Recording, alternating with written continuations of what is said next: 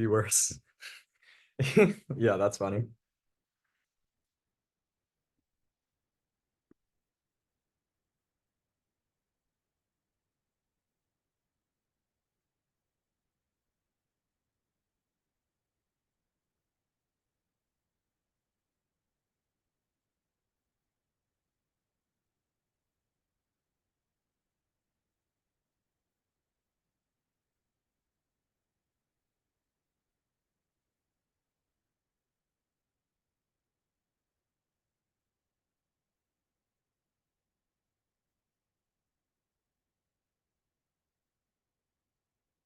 Guys, they still haven't turned. I'm in my dorm room at Columbia. They still haven't turned on the heating. So it's just freezing in my dorm. Okay, a lot of people are coming in, just letting them in. Yeah, I see so many from my class. Hey Chloe, hey Kush. Claire, I think I saw.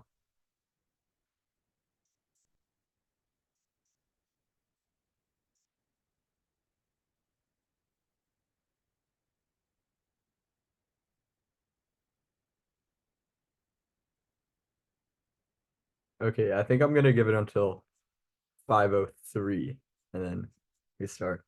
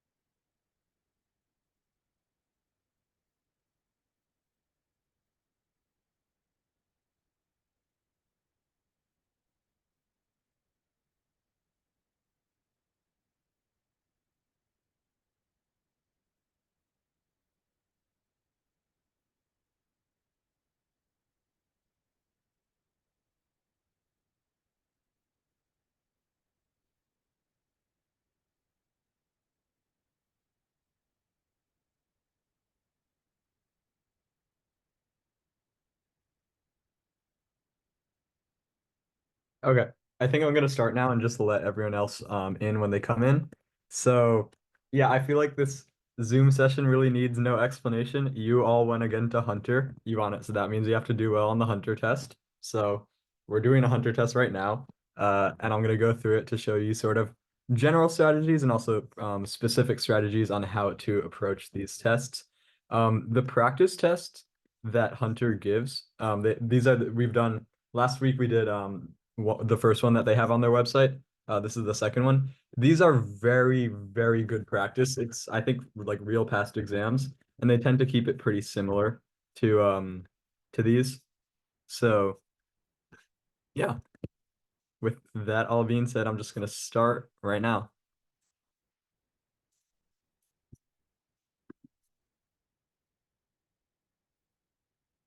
Okay. So yeah, we're gonna start with the English. I think the math is definitely harder than the English, so I'm gonna try to dedicate more time to the math. Also, the math is more fun, and it's my webinar, so I get to choose what I want to do. I want to do more math and English, but I'm still gonna go through a few of the passages. Um, in general, I'm going to say for the English. So this is general tips before I start really going in depth into the passages. So number one is active reading. Active reading means pay attention to what makes this passage different to every other passage um you've seen before, right? So what sticks out to you about like maybe the tone of the passage, what's different about the settings, Maybe there's interesting narration going on. Like anything that's weird about the passage is something that's intentional, and try to think what the intention could be behind that. Also, taking notes on the passage is gonna really what you want to do is like keep your attention and keep your focus very trained on these passages. Taking notes automatically does that. Not only does it allow you to have, notes on the passage that you can refer back to while doing the questions, it also just allows you to it keeps you closer and like paying close attention. You could even like follow the words along with your pen, that sort of thing. So yeah, active reading. Why is this passage different? If you want to get really like high level thinking with it, why did they include this passage on the Hunter test? Like what specific challenges does this passage have? That's a good thing to think about if you want to be really ambitious. Um,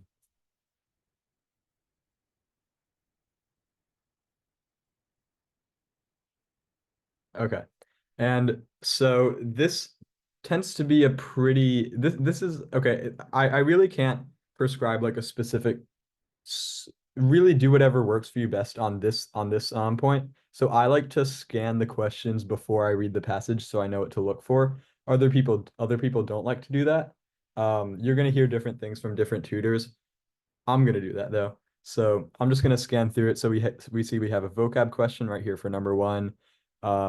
Something about Douglas's mistress. Another vocab. Um, so clearly, what we can see here so far is that there seems to be a like emphasis on the relationship between Douglas, the author, and his mistress. We don't really know who that is, but we're gonna find out by reading it. So pay attention to that. Another vocab, another vocab for number seven. Um, just generally Douglas as a boy and knowledge to bread. Okay, so that's the questions. Uh, so that's we sort of know what to look for now. And with that, we can just start reading the passage. Okay, these italics at the top are very important because they're going to tell you what you're reading. And in general, like they usually like the passages, they're not going to start off with like, and I was with my dad at the library and we were talking about how I wanted to try out for the baseball team. It's not going to tell you everything immediately. It's going to slowly unfold and sort of let you know the things that are going on and sort of like broaden as you go. So as much information as you can get at the beginning you want, obviously. So just read these italics. This reading passage is from Narrative of the Life of Frederick Douglass, the autobiography of an African American slave in Maryland, who escaped to New York and helped lead the anti-slavery movement. Okay, so what we know is like this is a story of someone who was enslaved, and this is about him telling about his time uh, in slavery, and then he later got free. Okay, so I lived in Master Hugh's family about 7 years. During this time, I succeeded in learning to read and write. In accomplishing this, I was compelled to resort to various stratagems. Okay, compelled, that means forced to resort to various stratagems.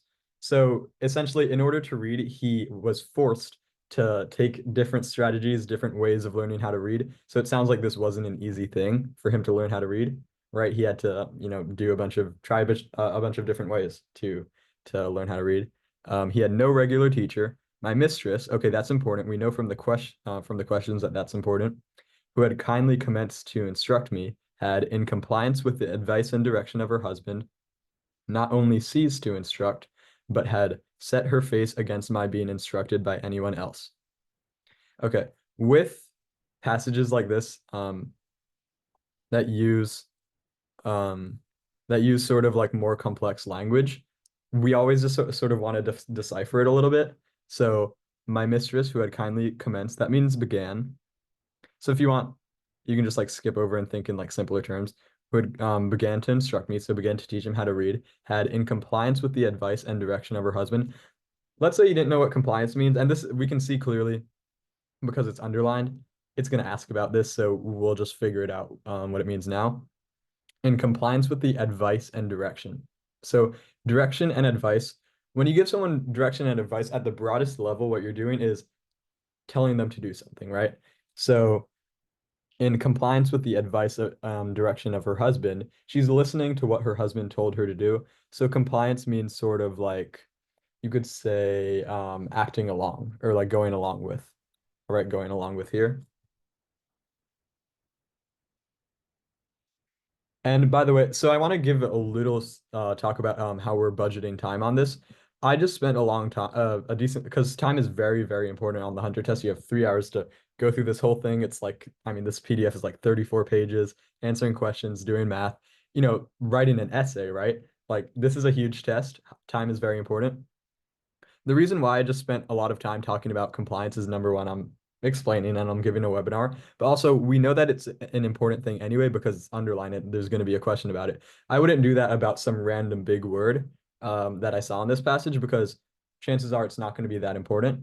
But since I know that a question is going to be about this because it's underlined, like I can budget time like that. So always be sort of thinking about how you're spending time, whether something is sort of like a black hole that you're just wasting time on, or if it's actually going to be useful. You're not reading for pleasure here. You're reading to answer, like 8 problems right or whatever it was. I think it was like 12. Okay. It is due, however, to my mistress to say of her that she did not adopt this course of treatment immediately. She at first lacked the depravity indispensable to shutting me up in mental darkness. Okay. Shutting me up in mental darkness, that's strong language, right? And what he's literally referring to is mental darkness is like not being like not knowing how to read. For him, reading is such a literally like enlightening and like life-changing event that without it, he's being shut up in mental darkness. He's like his life is really devastated without knowing how to read, which is clear because he's, a writer. Um, so yeah.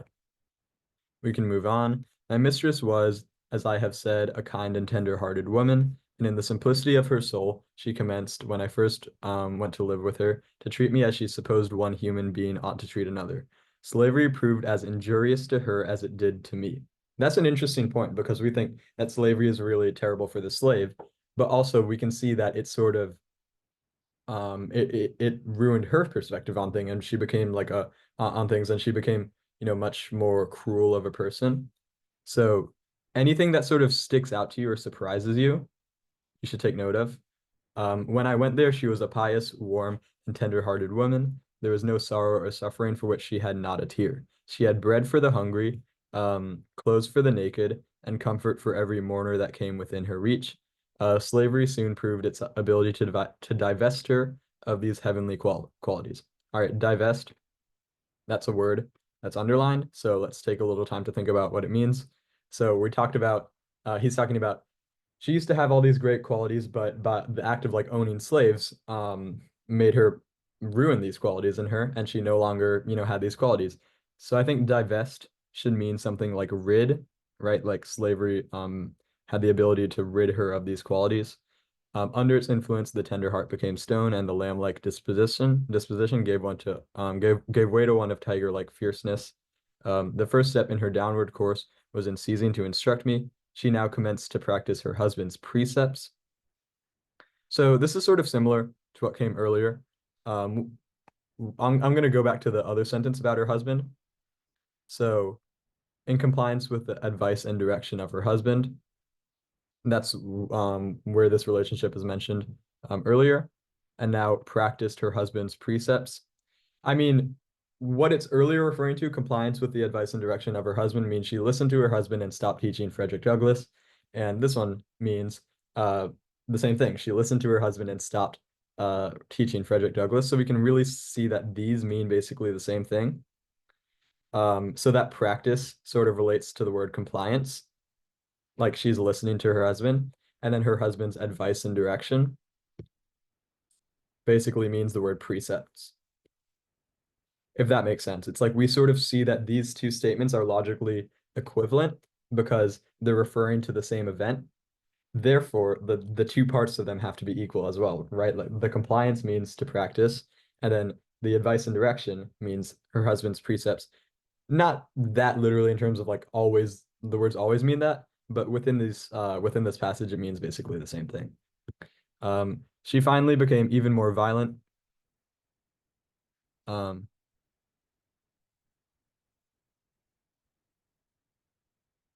Someone asked if is this a homework or practice test? This is one of the official practice tests that Hunter themselves gave out. If you look up Hunter College High School practice entrance exam, and go to their website, I'll actually go right now. It's the second one right here, because someone asked that. Okay. Um, She finally became even more violent in her opposition than her husband herself. She was not satisfied with simply doing as well as he had commanded. She seemed anxious to do better. Nothing seemed to make her more angry than to see me with a newspaper. She seemed to think that here lay the danger. I have had her rush at me with a face made all up of fury, and snatch me from a newspaper in a manner that fully revealed her apprehension. From this time, I was most narrowly watched. If I was in a separate room any considerable length of time, I was sure to be suspected of having a book and was at once called to give an account of myself. All this, however, was too late. The first step had been taken. Mistress, in teaching me the alphabet, had given me the inch, and no precaution could prevent me from taking the L. L means basically a larger distance. Um, Something this sort of like clarifies more when he talked about earlier um that he was compelled to resort to various stratagems to learn how to read. He's sort of elaborating on that here. He's saying like, whatever, like no matter what happened, he was going to learn how to read and he was going to find all the books he can. Um the plan which I adopted and the one by which I was most successful was that of making friends with all the little white boys whom I met in the street. As many of these as I could, I converted into teachers. With their kindly aid, obtained at different times and in different places, I finally succeeded in learning to read. When I was sent on errands, I always took my book with me, and by doing one part of my errand quickly, I found time to get a lesson before my return. I used also to carry bread with me. Okay, bread. Remember, one of those questions was about him comparing reading to bread. So let's take note of that. Enough of which was always in the house, and to which I was always welcome, for I was much better off in this regard than many of the poor white children in our neighborhood. This bread I used to bestow upon the hungry little urchins, who in return, okay, bestow upon, let's say we don't know what that means, but okay, so he's bestowing upon it he's bestowing it upon the hungry little urchins who in return. So it seems like he's giving them something and they're giving something in return, right? That phrase in return implies like sort of a mutual two-sided relationship. So what is he giving them? Probably the bread, right?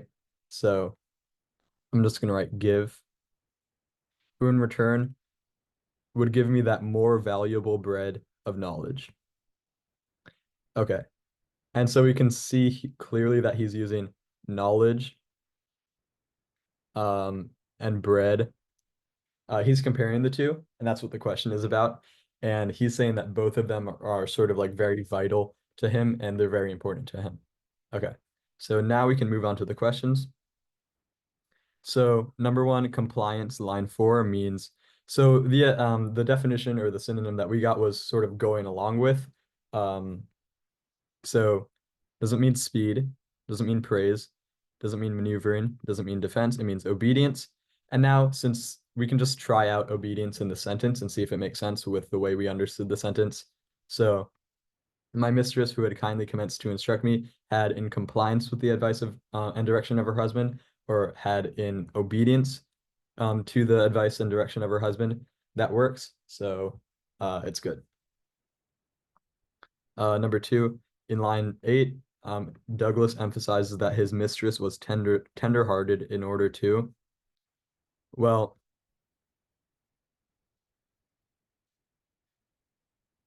look here. So, okay, she was originally a kind and tender-hearted woman. He talks more, and then he said, slavery proved as injurious to her as it did to me. Um, Repeats tender-hearted woman, and then that tender heart became stone.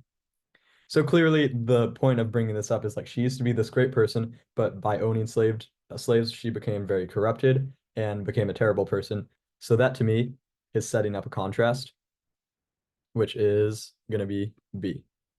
Number three, as used in line 13, divest means.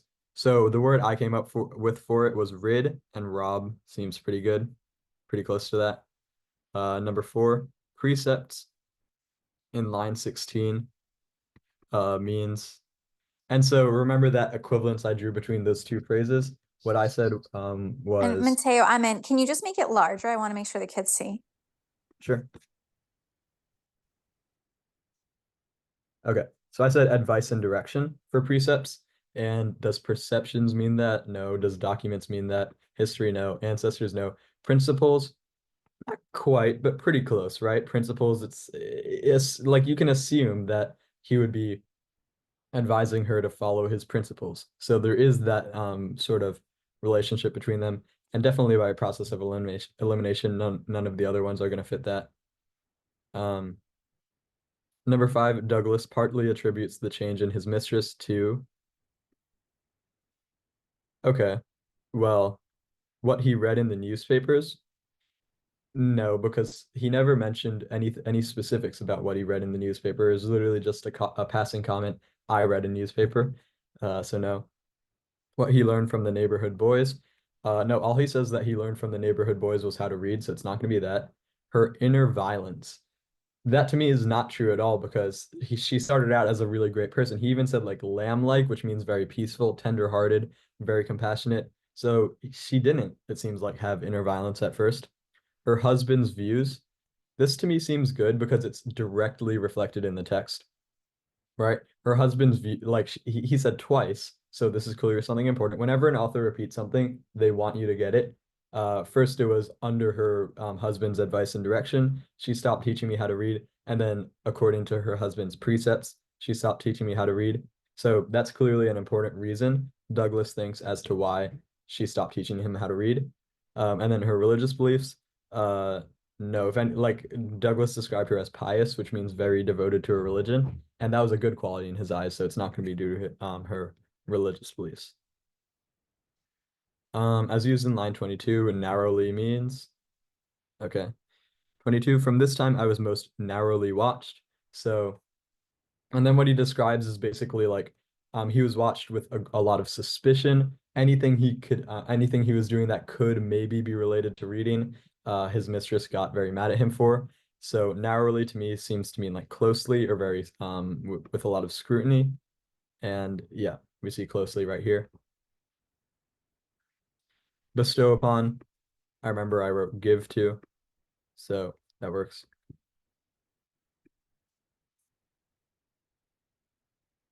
The best word to describe Douglas as a boy is controlling. No, because he didn't really have much control, right? He was a slave. He didn't have like books were taken from him. He was told to do things. Caring. We don't really know that. Again, it like so, I talk about this generally.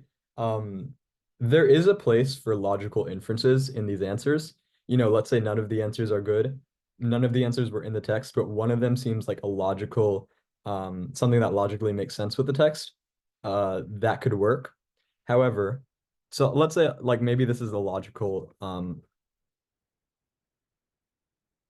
okay, let's say this is a logical inference, just to sort of explain how this works. Friendly. Let's say, okay, yeah, maybe he was pious, we don't really know. And then determined. Okay, so let's say like B, C, and D, we could logically assume that he's caring, friendly, or pious. Like he seems like a pretty good guy, right? Um, but determined is the only one that we see directly reflected in the text, right? I resorted to various stratagems to learn how to read. He said it later in the text, like I was gonna read no matter what. So determined is something that's reflected in the text, whereas the others are something that we can infer from the text, and always, I'll write more based in the text, the better. So, and this also saves time because coming up with inferences takes a lot of time and sort of going back and forth of like, oh, is this possible in the text? Like, could we assume that he's, caring or a friendly person? It's like he befriended those like boys who taught him how to read. Like you could go through it for a long time. Or you could just say, no, that's not in the text. What is in the text is that he's determined. So, yeah. And then number 9, Douglas compares knowledge to bread because A, knowledge is free while bread is costly. So there's sort of like a subtle wording thing that makes this answer wrong. Uh, so compare when you're being okay in when you're talking sort of colloquially or informally. Colloquially means like informally. We can use compare to mean also contrast. But when you're talking about when you're doing English, like an English part of a standardized test, compare means to like to show the similarities between two things, and contrast means to show their differences, and they are not the same. So knowledge is free while bread is costly. That's a contrast. That's not a comparison, right? So A is not going to be right. B, knowledge and bread are both nourishing. So what I like about that is you have the both, so it's a quality that they both share. So that's a comparison. So that's looking good. I'll come back to that later. Knowledge is necessary to make breads. That's no. Knowledge and bread are both inaccessible. Well, no, the whole thing is about how he accessed knowledge. So D is not going to work. And then E is also it's not a comparison, it's a contrast. Knowledge is desirable while bread is essential. That doesn't work. And yeah, knowledge and bread are both nourishing. Yeah, so bread nourishes your body and books nourish your mind or something like that. So B is right. Let me go get a charger for my computer because it's on 5%. Give me 1 second.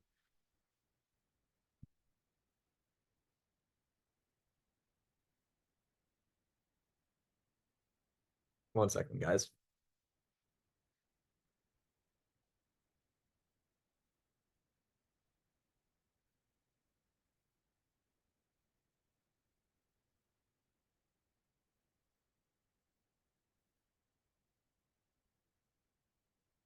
Okay. Next question.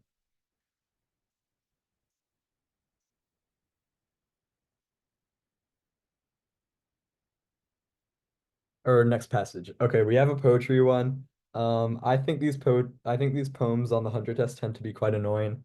I'm sure most of you guys agree. If you don't, that's great. But just like in general with active reading, pretend like it's the most interesting thing you've ever read, even if you're really cringing at it while you read it. Okay. So passage B, the poem.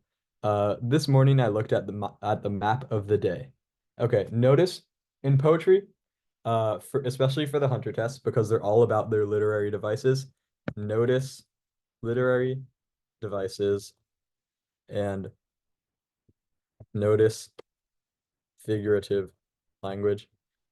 Uh, I just realized that I forgot to look at the questions, so I'll look at those quickly. When the speaker mentions the map of the day, okay, that's actually the first thing I was going to talk about. So clearly that's important. Best way to describe the speaker, changing the speaker in lines 5 to 8. Vocab, when the speaker learns that so okay, when the speaker learns something in line 10, the men with maps. Uh okay, two questions about the men with maps, so let's pay attention to that when we read. And then the speaker likes the man described in lines 19 to 21. So okay, clearly this passage is all about the speaker, so we want to learn as much about the speaker as we want, as we can, which the questions show. Also, it seems to be about a change in the speaker, right? Change in the speaker, something that the speaker learns over here. And then also let's focus on the men with maps. So that's the things we want to learn about. Speaker, change in speaker, men with maps. Okay, now we can start. This morning I looked at the map of the day. So right away, we know there's a question on this. And when it begins with something that's very figurative, something that's not literal, that's clearly something important. It's beginning with like if something's at the beginning, it's important. And if something's not like like figurative language, it's also important. So if something is at the beginning and figurative, it's extremely important.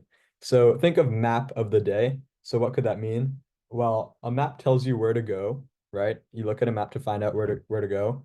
Um, you look at a map for sort of directions and of the day. So I would think sort of something like a schedule or like a plan for the day, right? Because that's going to tell you where you need to be at whatever times, and it gives you direction. It sort of makes you have like a purpose that you want to accomplish for the day. So I'm going to write schedule up here. and said to myself, this is the way I will go. Thus shall I range on the roads of achievement. Okay. So this is like a goal-oriented person, right? He's planning out his day in order to achieve things. The way is so clear, it shall all be a joy on the lines marked out. And then as I went came a place that was strange. 'Twas a place not down on the map. And I stumbled and fell and lay in the weeds and looked on the day with rue. Okay. Um, so don't get caught up in the figurative language here, right? Because we decide, okay, we know that this is not a literal map and he's not literally going to anywhere important. Like the locations aren't important, it's what he's doing. Um, so when he's talking about a strange place and line in the weeds, those aren't real places and those aren't real weeds. What he means is that like sort of an unexpected thing happened in the day and it basically stopped him on his like path if we're talking about like a map or it sort of messed up his schedule and he's looking on the day with Rue. Let's say we don't really know what that means. We just know it's something that's sort of negative and I'll flesh that out later. um, I am learning a little, never to be sure, to be positive only with what is past. Okay, so that's clearly something different because we want to find the how the speaker changes. This is clearly a change because he was very future oriented earlier. He was oriented towards his goals, wanted to plan his future in order to achieve his goals. Whereas now he's learning, let's focus on the past. You can only be sure of the past, and the future is more uncertain. Um, and to peer sometimes at the things to come as a wanderer treading the night. Okay, wanderer, that's not how he talks. So, see, like before he's talking about someone with a map, someone who knows exactly where he's going to go. A wanderer is not that, right? So clearly there's a change here. When the mazy stars neither point nor beckon, and of all the roads, no road is sure. Okay, clearly a change here where he's becoming less certain and less sort of focused on what he wants to do. Next or next stanza, I see those men with maps and talk. So again, maps, schedules, like goals.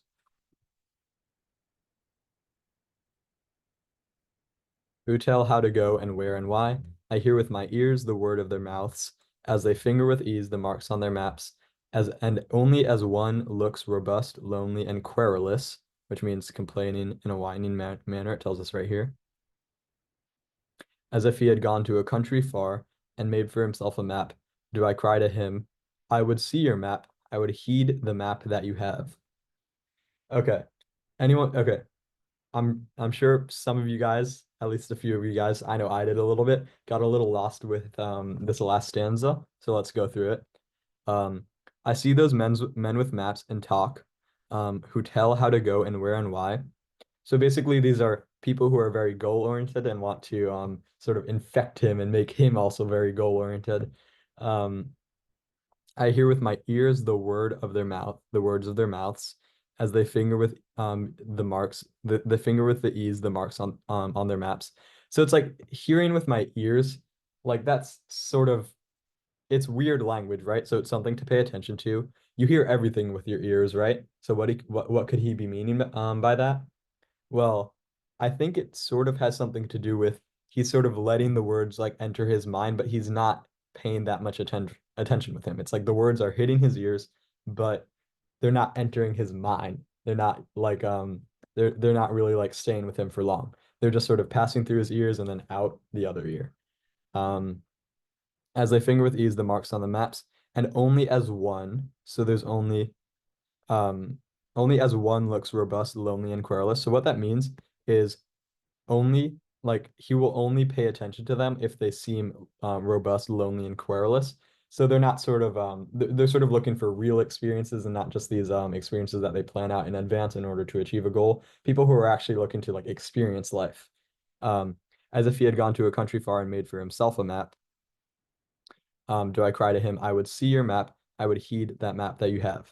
So you're saying only if someone has found these like true experiences that aren't going to be found by sort of planning out every second of every minute or every second of every minute of every hour of every day of your life, um, would he care about the map that they have. So heed, I think, means care about. Guys, by the way, the message of this passage, don't plan out every second of your life, don't be goal oriented. don't listen to it, guys. We're on this webinar because you guys are goal oriented and you have a map for your life, okay? Um, that's why you guys are at Kweller. Okay, number 10. When the speaker mentions the map of the day, he is referring to, um, so we said schedule or sort of his goals. So not directions to a physical place, not hours on a clock, not religious faith, not a guidebook, but his plans and dreams. 11, the best way to describe the speaker in the first four lines of the poem would be, all right, let's go back to the first four lines. This morning I looked at the map of the day. So he's saying to himself, this is the way, like I'm sure of this way. The way is so clear. So he's clearly someone who's like very confident that he has it all figured out and he knows what's good for him. And he knows this map of the day is gonna get him to sort of his goals. So he seems confident. 12, the change in the speaker in lines 5 to 8 is a result of, so we talked about this. He he came to a place that was strange, stumbled and fell down in the weeds. Essentially, he encountered something that he didn't plan for, and he didn't really know what to do with. Um, so a minor injury, that to me seems too literal. And this passage was very figurative, so be careful of any answers that are going to be too literal. Great fear, not really. An unfortunate encounter could be. Overturned expectations could be, and then a dangerous location. No, that's literal. So an unfortunate encounter or overturned expectations. Here's the thing. It's like this whole passage is about his expectations and about how he has these plans for the future and he expects them to work out and he expects that if he just follows these plans, everything he accomplishes, he'll accomplish everything that he wants to. So this is again sort of like that other question. This is more rooted in the text, and C is sort of something that's like an inference based off of the text based off of the text. So D seems to work. Number 13 as used in line 8, rue means okay, we sort of all I sort of left off with here was something that's negative. So I'm gonna eliminate anything that isn't negative. So indifference, that's neutral. Anticipation, that's positive. Delight, that's positive. So we're between terror and regret. And I remember the line was, I looked on the day with a rue. Well, is he terrified of the day he just had? No, probably not. That's too extreme. So always be careful. Be wary of answers that have, very extreme or absolute language. So, answers that will say something is always true, or like the narrator is only this. That's like absolute language, or it's extreme language, and we don't like that. And terror, that's very extreme. He's not terrified of the day. He just sort of regrets something that happened during it. Okay, number 14. When the speaker says that he learns to be positive only with what is past, he means that the past is joyful. So this one is sort of he doesn't mean positive as in let's look on the bright side, like glass half full. That's not what he means. It means positive as in like completely sure of. Um, so this one is sort of a misinterpretation of that quote. Um, B, he can't be certain of the future. Now look how this is such a beautiful answer. It really is because it comes directly from the quote. So he's sure only with what is past. So the only thing that he's sure of is the past, meaning that he's unsure about anything that's not in the past, aka the future. So it's like this is like B is literally like almost exactly repeating what the quote is. So we talk about like, is this grounded in the text? Is this like directly supported by the text? This is really is just a restatement of the text. So it's a perfect answer. And for that reason, I'm not even going to read all any of the other answers. Also, for time, I'm not going to do it. 15, the men with maps whom the speaker refers to in lines 15 to 18 are, so let's look at lines 15 to 18. I see those men with maps and talk who tell how to go and where and why.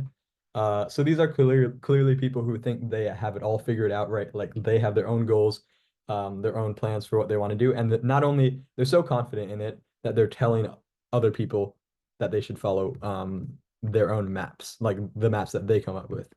Um, so these people seem very confident, and I'm looking for the answer choice that matches that, and it seems to be C, self-assured. So this one's going to be C. Number 16, when referring to the men with maps, the speaker says, I hear with my ears the words of their mouths. Okay, so we talked about this one earlier while reading. Hear with my ears the word of their mouths. Like I sort of like that passage actually because it's sort of like words are not physical things, right? But what it mentions, I hear with my ears the words of their mouths. It sort of puts like language and speaking into very physical terms that sort of emphasize that they indicate that there's sort of like a sort of how should I say that? Um like a lost meaning with the words that they say.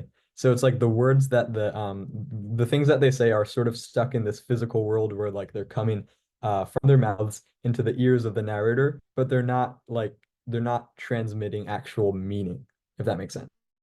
Um like emphasizing sort of the physical manifestation of speaking, but not actually the point of speaking, which is to transmit like information. So not really how much they talk, not how inarticulate they are, not the volume of the speakers, not the directions they give, but how little value he places in their words, right? Because their words are just movements of a mouth that are hitting his ears, but they're not actual words. They're not speaking. Um, Number 17, the speaker likes the man described in lines 19 20 to 21 because the man, um, okay, so let's go there. And only as one looks robust, lonely, and querulous, as if he had gone to a country far and made for himself a map. So he's saying he only cares if you're robust, lonely, and querulous. Okay, let's look at each of those words one by one. So robust means something being it literally means healthy, but it sort of means something that's very fleshed out, that's sort of very solid. Um, you like healthy sort of in like a metaphorical way. So if I say, someone has like a robust sense of humor, that means like they have a really well fleshed out, like really strong sense of humor. Robust, lonely, and querulous. So I think the word lonely is interesting. And the reason why is because he's sort of talking about all these people before us collectives, right? These men with maps. So these are a bunch of people who are all sort of the same person, but then you have someone standing out, and that person is lonely. So this is someone who sort of is very much sort of meant to be like in contrast to everyone else, in contrast to the crowd, and as a result, that person is lonely. And then querulous, complaining in a whining manner. Um, I'm just gonna I'm gonna ignore that one because I'm not really sure how it fits in. Um, 17. The speaker likes the man described in lines 19 to 21 because the man is in need of a friend. Not so much that. It's more that if anything, he likes the man because he's not in need of a friend. He's gonna forego being part of the crowd in order to find his own sort of like new and challenging experiences. So it's not gonna be B. Is strong and outgoing. We don't know that. Feels optimistic. We also don't know that. E is tired of traveling. Again, that sounds too literal. We're not talking about literal traveling. We're just sort of talking about life in general. Life is a journey, blah, blah, blah.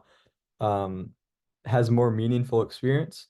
That seems right because his experiences aren't, he sort of he doesn't just plan things that are going to happen to him that are surface level and going to help advance his goals.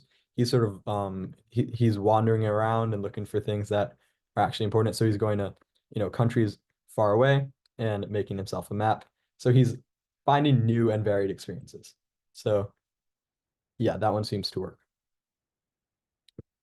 Um, 18, as used in line 23, heed means so I said heed means care about, so it doesn't mean steal, doesn't mean throw out, doesn't mean clarify, doesn't mean edit. No, it means pay attention to, close enough to listen to, um, or care about.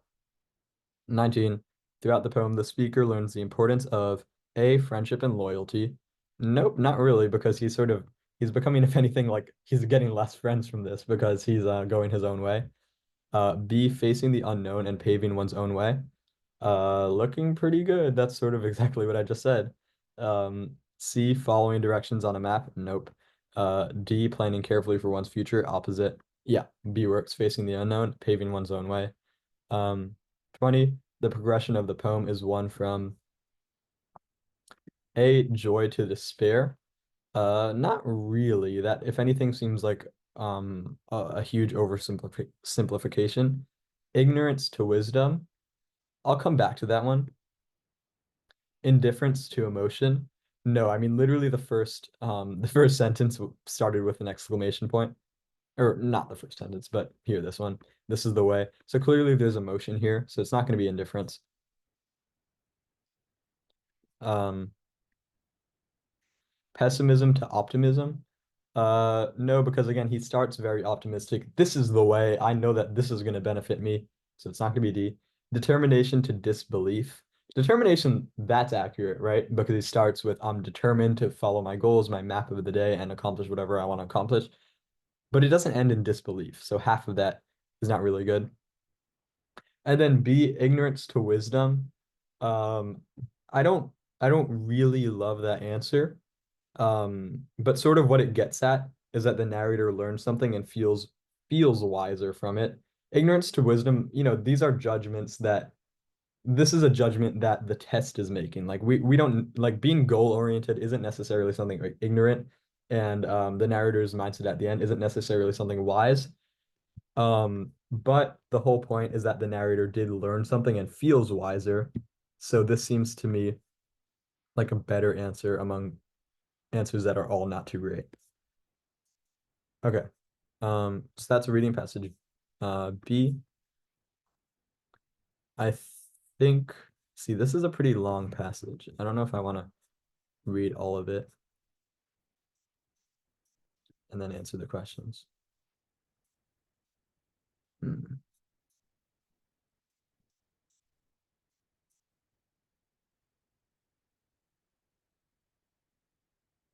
Yeah, I guess I'll do it. I'll try to go pretty fast through it though. Okay, so let's breeze through the questions. So the narrator describes the tree as great. Okay, so that's one thing we're looking for. Vocab question for 22. The sentence, and the tree stood still and frowned away the winds that June morning, while the dawn grew brighter in the east, shows the reader something. Um, 24, the comparison of Sylvia's face to a pale star gives the reader a sense of Sylvia's blank.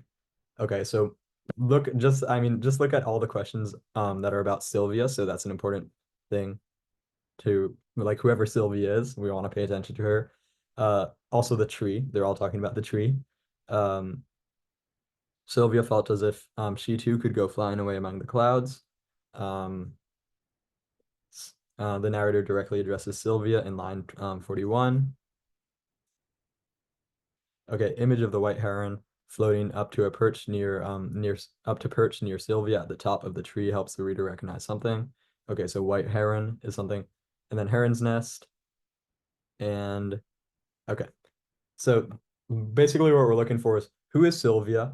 Why does she care about this tree? And what's the white heron doing? And I'm going to go through this passage pretty quickly, just looking for those three things. So Sylvia, knows all about birds, does she? The stranger exclaimed. I am making a collection of birds myself.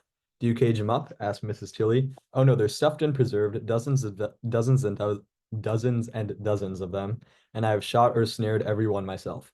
I caught a glimpse of a white heron a few miles from here on Saturday, and I have followed it in this direction. He turned again to look at Sylvia with the hope of discovering that the rare bird was one of her acquaintances. Sylvia's heart gave a wild beat. She knew that strange white bird. Okay, so what's happening so far is this guy, he finds birds and kills them and, stuffs them and makes like sort of, I guess, stuffed animals. It's like called taxidermy. He makes sort of replicas of them out of, okay, I'm not going to go into taxidermy. But uh, yeah, so basically this guy is trying to kill a bird that Sylvia probably likes. And that's what I'm guessing. Half a mile from home at the far edge of the woods, where the land was highest, a great pine tree stood. Okay, that's the tree we want to pay attention to. The last of its generation. The stately head of this old pine towered above them all and made a landmark for sea and shore miles and miles away. Sylvia knew it well. She had always believed that whoever climbed to the top of it could see the ocean. Now she thought of the tree with a new excitement, for if one climbed it at the break of day, could not one see all the world, and easily discover from whence the white heron flew, and mark the place and find the hidden nest? So what I'm getting from this is the tree is very tall, and also the tree is very old. So to me, that's telling me that the tree is sort of like very dependable. It's been there for a while. It's not going to go anywhere, and also it can be used as sort of like a stepping stone to, I guess, greater adventures. Or this is me sort of just first impressions from the text. So we're going to learn more.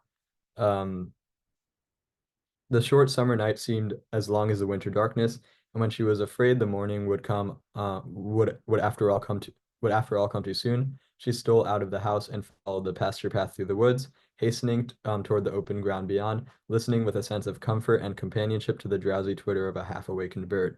Alas, if the great wave of human interest which flooded for the first time this dull little life should sweep away the satisfactions of an existence heart to heart with nature and dumb life of the forest. Okay. Um, so this is figurative language. I want to pay attention to this. The great wave of human interest which flooded for the first time this dull little life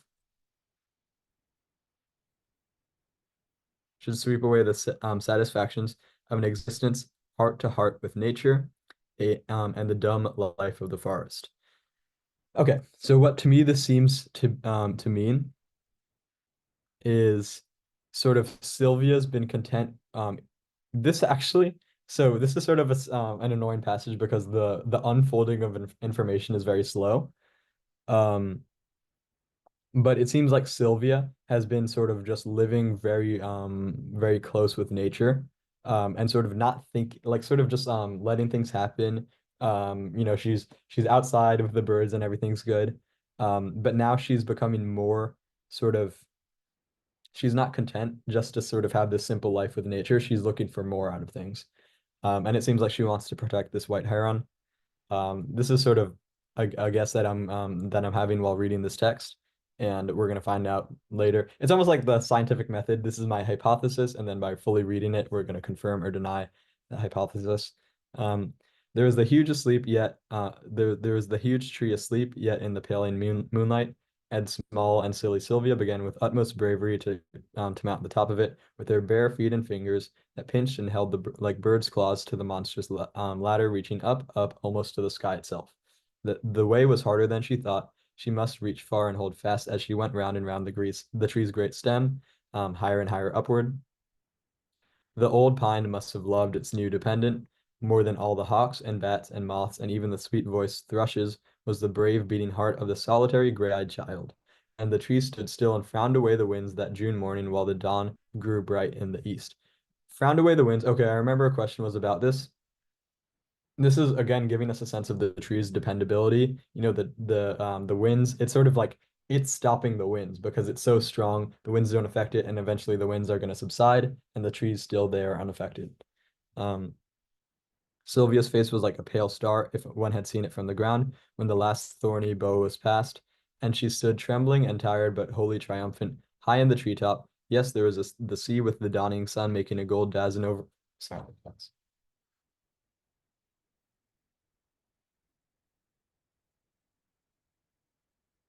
Um, yes, there was the sea with the dawning sun making a golden dazzle over it, and towards that glorious east flew two hawks in slow-moving pinions. Pinions sort of means something like a bind. Oh, well, it means something different here. The outer part of a bird's wing, including the flight feathers. Um, how low they looked from the air from that height. The gray feathers were as soft as moths, and Sylvia felt as if she too could go flying away among the clouds. Westward, the woodlands and farms reached miles and miles into the distance. Here and there were church steeples and white villages. Truly, it was a vast and awesome world. Okay, so she's seems to be no longer, as I said earlier, she no longer wants to sort of like stay among the forest. She wants to go outward, explore the world more. Um, was this wonderful sight and pageant of the world the only reward for having climbed to such a giddy height? Now look down again, Sylvia, where the green marsh is set among. So, okay, this is the narrator talking to Sylvia, so this is important because there's a question about this. Now look down again, Sylvia, where the green marsh is set among the shining birches and dark hemlocks. Look, look, a white spot of him, like a single floating feather, comes up from the dead hemlock and grows larger and rises and comes close at last and goes by the landmark pine with steady sweep of wing and outstretched slender neck and crested head. And wait, the heron has perched on a pine bough not far beyond yours and cries back to his mate on the nest and plumes his feathers for the new day. A minute later, when the solemn heron goes away, she knows his secret. The wild, light, slender bird floats and wavers and goes back like an arrow presently to his home in the green world beneath. Then Sylvia, well satisfied, makes her perilous way down again, wondering over and over again what the stranger would say to her when she told him how to find his way straight to the heron's nest. But Sylvia does not speak after all, though. Mrs. Tilly fretfully rebukes her, and the young man's kind, appealing eyes are looking straight in her own.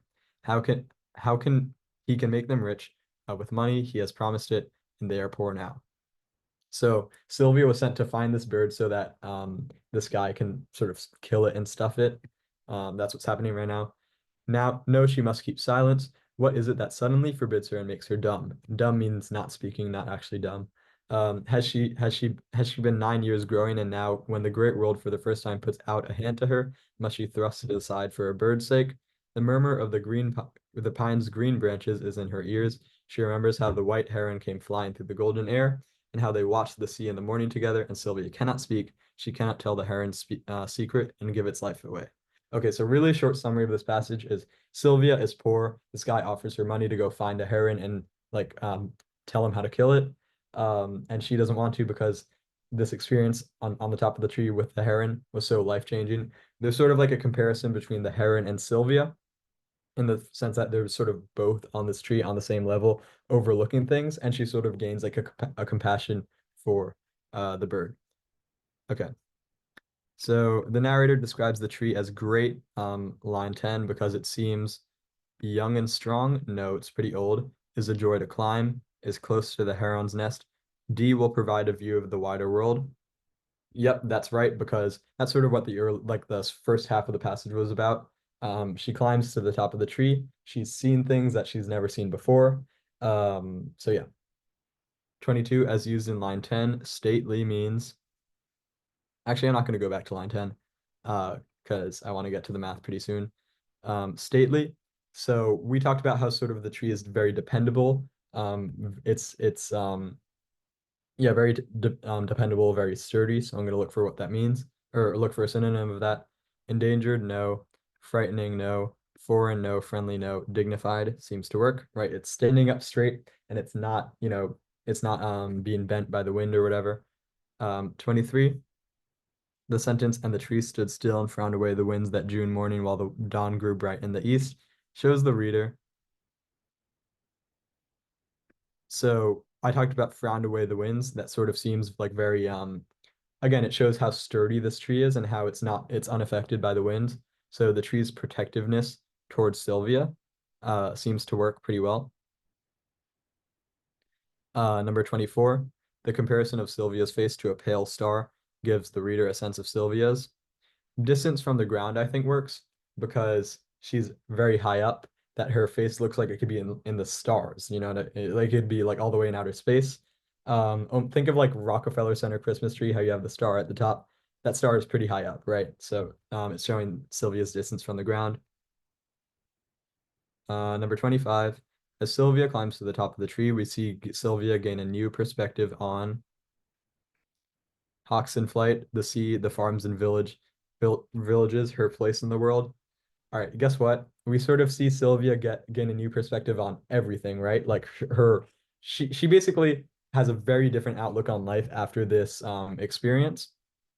And she also has a very different outlook on the world below that she's looking at. And notice how these are all components of the world below.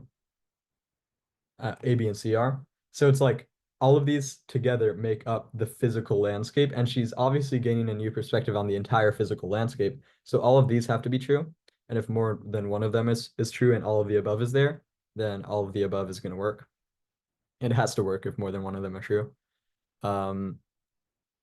Then 26, the description, Sylvia felt as if she too could go flying away among the clouds, tells the reader that Sylvia, drawn to danger, not necessarily. B, has always wanted to be a bird, not necessarily. Feels powerful, is afraid of heights. Nope. Wants to hide from people. Again, this is an assumption that we don't really know. Feels powerful. I wouldn't really say that's right. It's more like feels free. But out of bad answers, choose the best one, and that's C.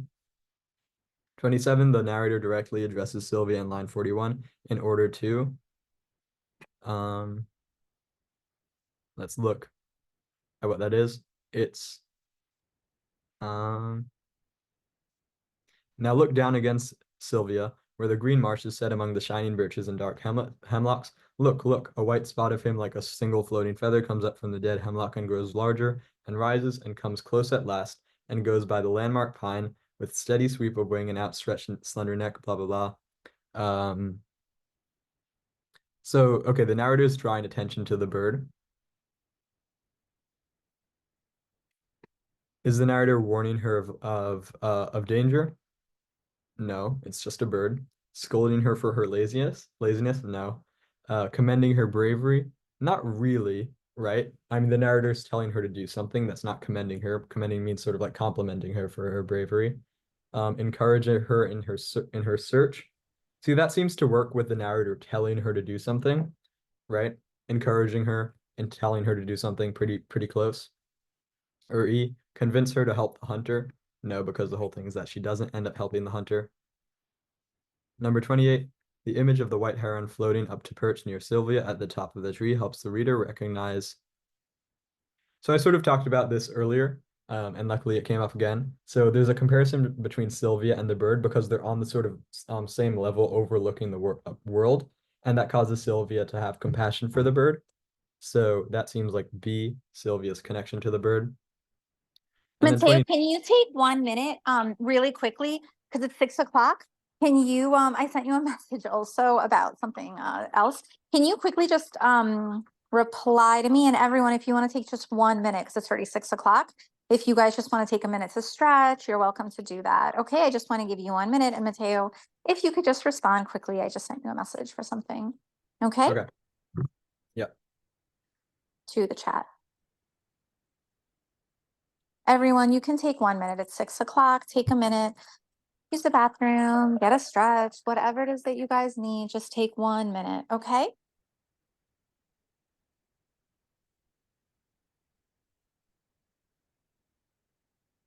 Mateo, is that a yeah. okay, just checking. Mateo, take a minute just to tell everyone about yourself for a moment. Also, while if they want to take a break, they could let everyone learn about you for a minute. Can you tell them what you're studying at Columbia? What are you planning to do? What are you thinking? Yeah. So yes, I'm doing this Zoom from my dorm room at Columbia. I'm a first year student here. So I went to Hunter, so I took this test like all of you. It was a slog, but Hunter is really worth it, guys. Like I'm so thankful for the experience I had at Hunter, and it's really such an amazing environment. The teachers are great, and also being around the students really I feel like inspired me to sort of it made me a lot more interested in sort of in school and learning and education. So at Columbia, I'm dual majoring in math and chemistry. So I'm sort of interested in like pharmaceuticals, um, and I'm very into math. Sort of computational chemistry is sort of an emerging field that I'm interested in, but that's not important. In high school, sort of well, I sort of have to mention this anytime I introduce myself at Kweller. I got a 1600 on the SAT and also perfect score on the PSAT. I was sort of into like competition math in high school. Took like the AMC and Amy, which Can you is tell the kids what AMC is, what Amy is? I just want them to see where your brains are coming from. okay. Well, the AMC, it's the American Math Competition. Fun fact is that the Hunter math test is very similar to the AMC 8, which is it's the nationwide math competition in the eighth grade. So you guys are doing like eighth, and that's a really hard math competition. So you guys are sort of doing on the level of like an eighth grade really difficult math competition. So I recommend that all of you guys from studying Hunter math should maybe consider learning more about like competition math. Also, that can help you for the Hunter test. But this is really like a great jumping off point into sort of math competition type stuff. Um, yeah.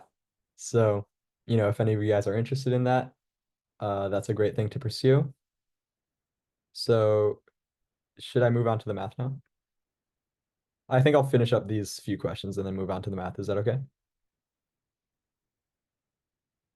Oh, that's a yes. Go right ahead. Okay. So yeah, let's shift gears because it's already 6 o'clock. We need to finish 6:50.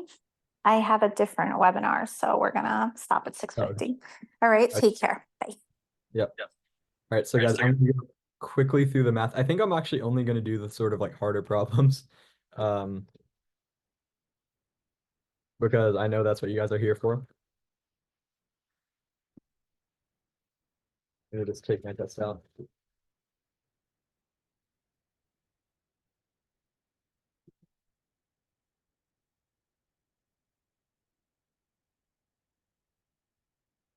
Okay. Um, yeah, I'll just do only some of these and only like sort of the harder ones.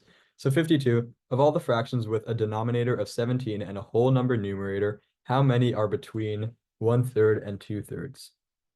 Okay, so sort of a way to visualize this is let's imagine a number line, what, right? And if I put this into 17ths, um,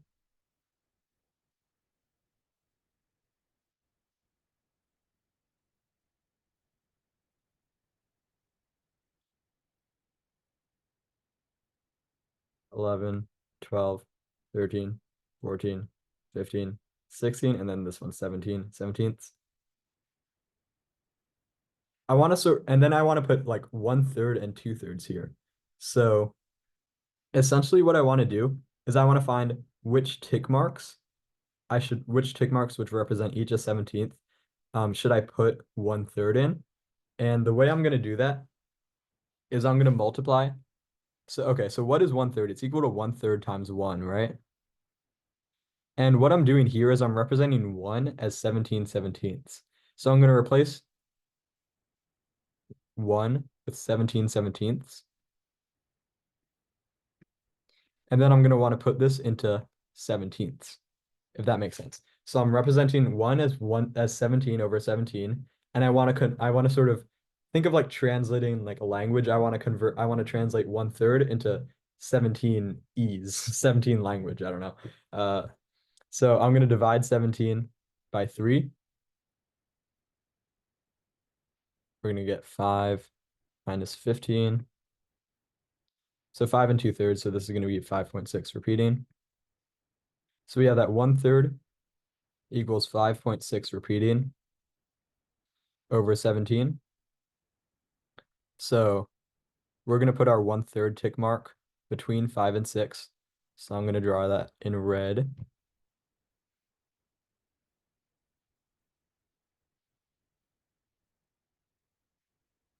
And then I'm going to multiply this by 2 to get 2/3, right? Because this is 1/3 multiplied by 2 to get 2/3. I'm not going to find it out that I'm not going to multiply it all out that much. I just know that 5.6 is greater than 5.5, right? So, and 5.5 times 2 is 11. So I know that this is going to be greater than 11 seventeenths, but it's not going to be, um, actually, let me copy that down here.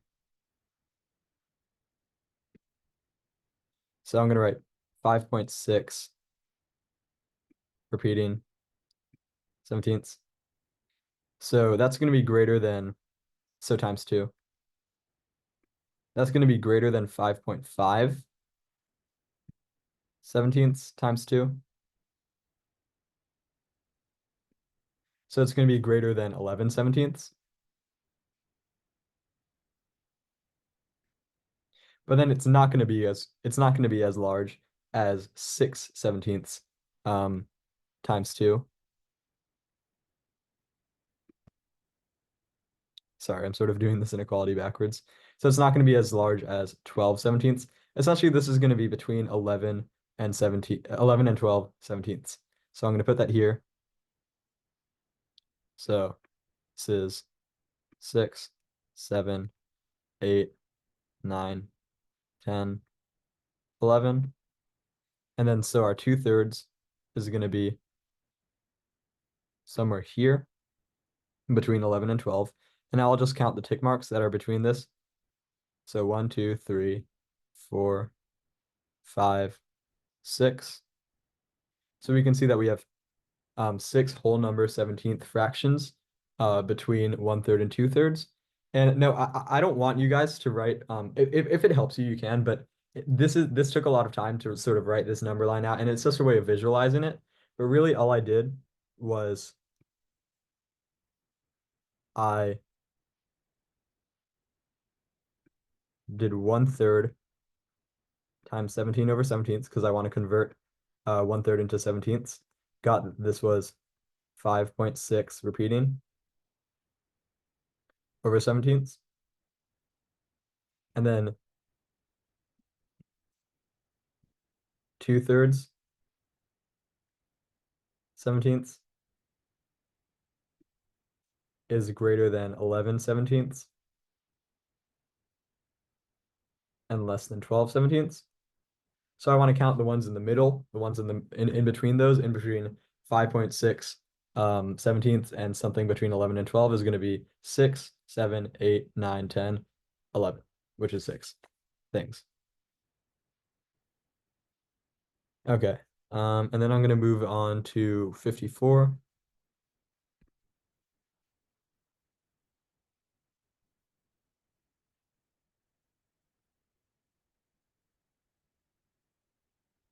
So 54, sometimes, okay, so I'm going to read the question out first.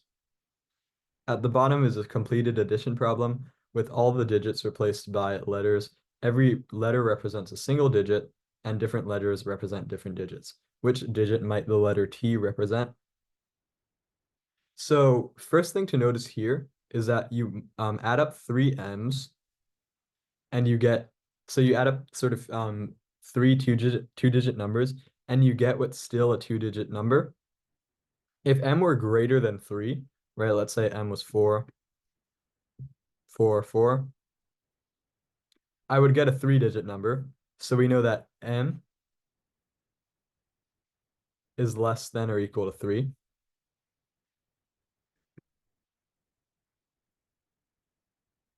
And that's really, it's not that many possibilities, right? So sometimes you want to be clever and like you want to solve it like with all these algebra, and you could do that, or you can just try out three numbers. So I'm going to try out 3.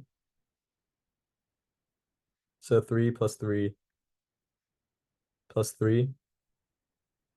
And then you get T equals 9.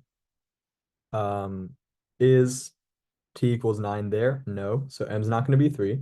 So now I'm going to try if M's 2. So 2 plus 2 plus 2. So then this is going to be 6, but I'm not going to write 6 yet. And then we have H plus H plus H equals M. So essentially what that means is, well, it ends in M. So H plus H plus H has to end in a 2. So obviously H plus H plus H can't be 2 because then H wouldn't be a whole number. But if H were 4, then it would add up to 12, which does end in a 2, right? So let's say H is 4, then this would be 12, and we would carry the 1 and get that T equals 7. Okay, that's also not there.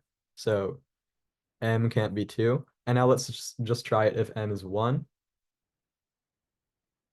So 1 plus 1 plus 1. And then we have H plus H plus H has to end in M, so it has to end in 1. Okay, so can H plus H plus H equal 1? No, because H would have to be 1/3, which obviously doesn't work. Can H plus H plus H be 11? No, because then H would be 11/3, which isn't a whole number. Can H plus H plus H be 21 though? And notice I'm going up multiples of 10 from each that end in a 1.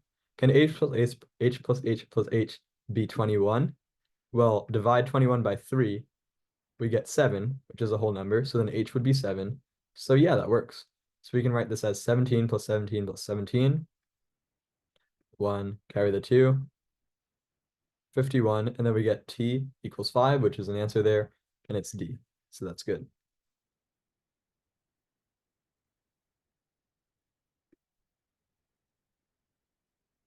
Okay, I'm going to go over 56 now.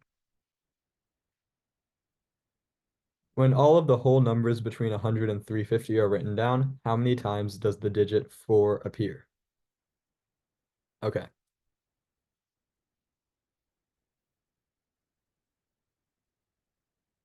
So where can 4 appear? So I'm going to write, so this is our general number, and all of these dashes are where the digits could be. So 4 could be in the units digit, in the units place. It could be in the tens digit. It can't be in the hundredths digit though, because we're going from 100 to 350, so we're never going to get to 400. And so we're going to have 1 4 in the ones digit per every 10 that we go up. So what I mean by that is 104 is going to have one, 114 is going to have one, 124 is going to have one. So yeah, we keep on going up those. So essentially that's we're finding how many numbers are between we're really just counting from 10 to 34. Be careful not to do not to count to 350 because 354 is not gonna be included in this. We're gonna end at 344. That's the last place where we're gonna have a 4 in the ones place. So we're finding how many numbers are from 10 to 34 inclusive, so including 10 and including 34. A good trick for this is don't multiply, I'm sorry, don't subtract 10 from 34. And I'll sort of explain why that's wrong with a smaller case. So let's say it's 10 from 11. There are two numbers from 10 to 11, including 10 and 11. That's 2. But if we were to subtract 11 minus 10, we would get 1, which obviously isn't the right answer. So whenever we try to find the amount of numbers between two numbers, including them, we're going to want to subtract them and then add 1. So this is going to be 34 minus 10 plus 1, which is 25. And sort of a way to think about that is we're all we're sort of just subtracting the first 9. If that makes sense. So I'm going to write it with the first smaller case. So 1, 2, 3, 4, 5, 6, 7. So let's say we wanted to find the amount of numbers between 4 and 7. What we would do is we would subtract the first 3, right? We would subtract these. So we have 7. That's 1, 2, 3, 4, 5, 6, 7. And then subtract the 1, 2, 3. So we're actually going to do 7 minus 3 to find the numbers between 4 and 7, not 7 minus 4. Okay. But so all of that was a long-winded way of saying that we have 25 places where 4 appears in the units place, right? Because there are 25 multiples of 10 from 10 to 34, or from 100 to 340, really 104 to 344. So that's 25. Um, and then how many times does 4 appear in the tens place? Okay, well, 4 appears in the tens place every time we get to a 40. So 140, 240, 340. And then it appears in the tens place every time for every number in that like sort of tens range. So it's going to be there for 140, 141, 142, all the way up to 149. So for each 10, it's going to be there 10 times, right? So count it from 0 to 9. That's 0, 1, 2, 3, 4, 5, 6, 7, 8, 9, 10 times. So yeah, it's going to be here. It's going to appear in the tens place 10 times for every for every 140 or 240 or 340. And there are 3 times that it achieves that. There are 3 times that 4 starts to appear in the tens place. That's the ones I just listed, 140, 240, and 340. So in total, that's going to be 30 times that 4 appears in the tens place. And then 4 never appears in the hundreds place, so we don't have to care about that. So we just add up all the times it appears in the tens place, plus all the times it appears in the ones place. 30 plus 25, 55. So it's going to be D.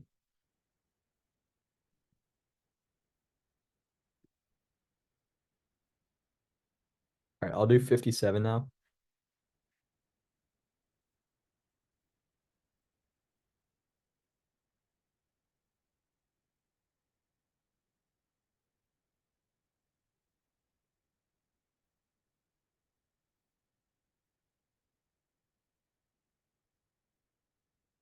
Okay. So we have Mike, a boy, and Kate, a girl, are siblings. Mike has as many brothers as sisters. Kate has twice as many brothers as sisters. How many girls, counting the children only, are in the family? So first I'm going to do like a section for boys and a section for girls. So we have Mike and we have Kate. So Mike has as many brothers as sisters. So what that means basically, so okay, the amount of brothers that Mike has is the amount of boys minus one.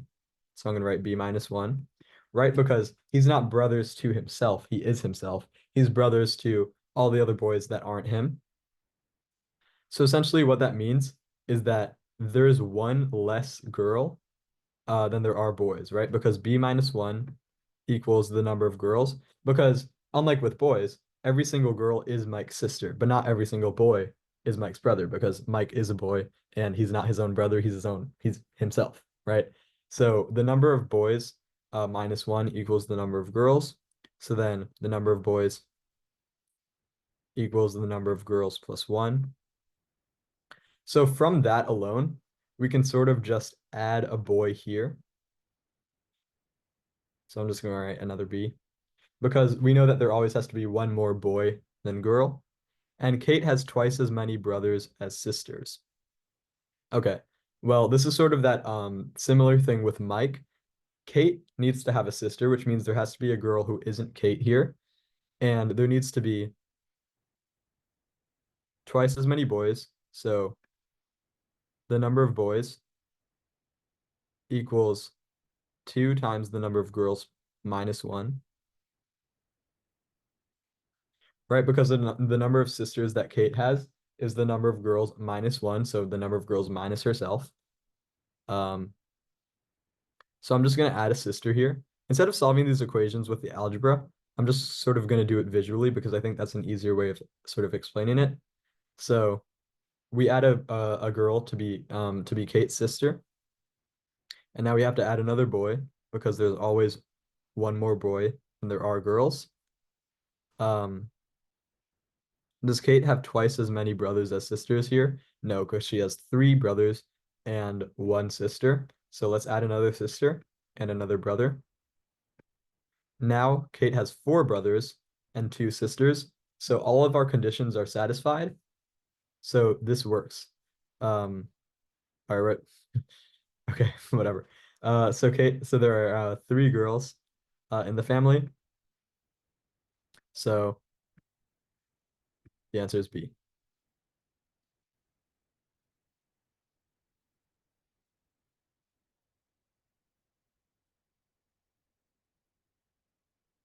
Wait, sorry guys. I'm gonna have to turn on the light in my dorm because the light turns off automatically.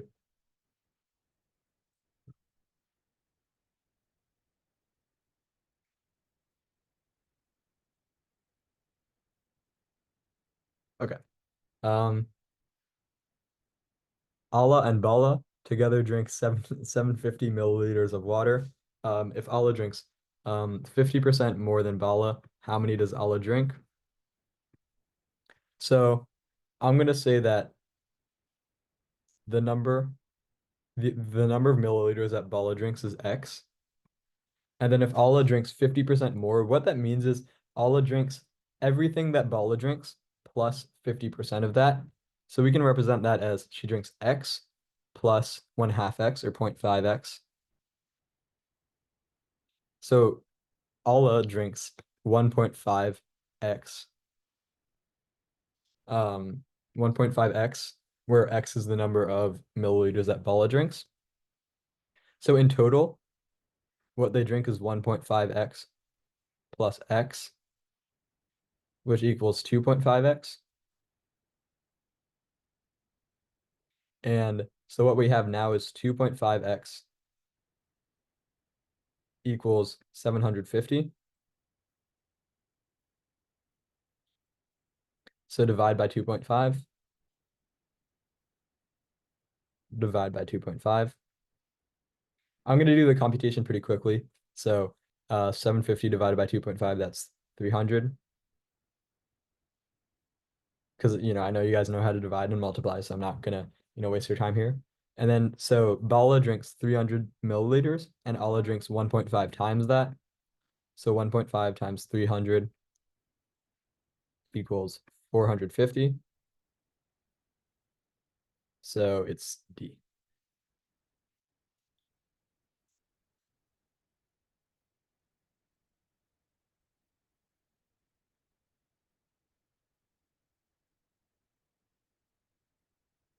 Okay. Um, Number 60 is a pretty interesting one, so I'm going to do it. Let's agree to call a number nice if it is not divisible by either 4 or 9. Which of these following statements is always true? So I'm going to go over what makes something divisible by something. That sounds like a pretty broad thing. But okay, so there's something called the fundamental theorem of arithmetic, which is that every single number can be broken down into a product of prime numbers. So this is something called prime factorization. So what that means is let's take 12, for example. That's equal to 2 times 6.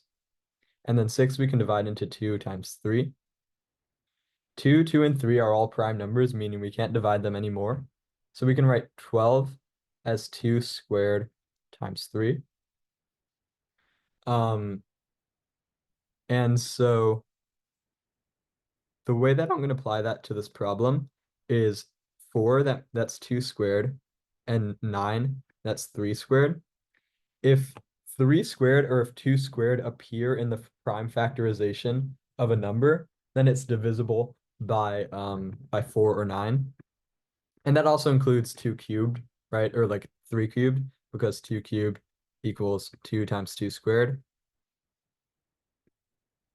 right? So 2 squared still does appear there, even if the exponent is greater, even if you're not actually seeing 2 squared, it's still there. So looking at A, if a nice number is multiplied by 5, then the result is nice. So a nice number is one whose prime factorization does not include 2 squared or 3 squared, right? Prime factorization, again, tells whether a number is divisible by another number. And so if we multiply that number by 5, can the result now have a 2 squared or a 3 squared? Well, no, right? Because a 5 does not have a 2 in it. It doesn't have a 3 in it. So if we multiply the prime factorization by 5, that's not going to change the number of 2's or the number of 3's that we have in the prime factorization. So this is always true. I'll go through the other ones though, because I think they're pretty important. If 5 is added to a nice number, the result is nice. Well, this is not true because addition can affect whether something is divisible by a number pretty unpredictably.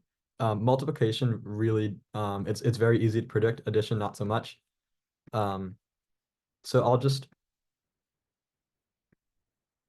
give, like an example of this. So a counterexample to show that this isn't true. If 5 is added to a nice number, well, is 13 a nice number? Yes, because it's not divisible by 4 or 9. But if we add 5 to 13, we get 18, which is divisible by 9. So that is not a nice number. So clearly B is not true because we have an example of it not working. The sum of two numbers is nice. This example also kind of works against that, disproves it, because 13 is a nice number, 5 is a nice number, but clearly 18 is not, so C doesn't work. The product of two nice numbers is nice.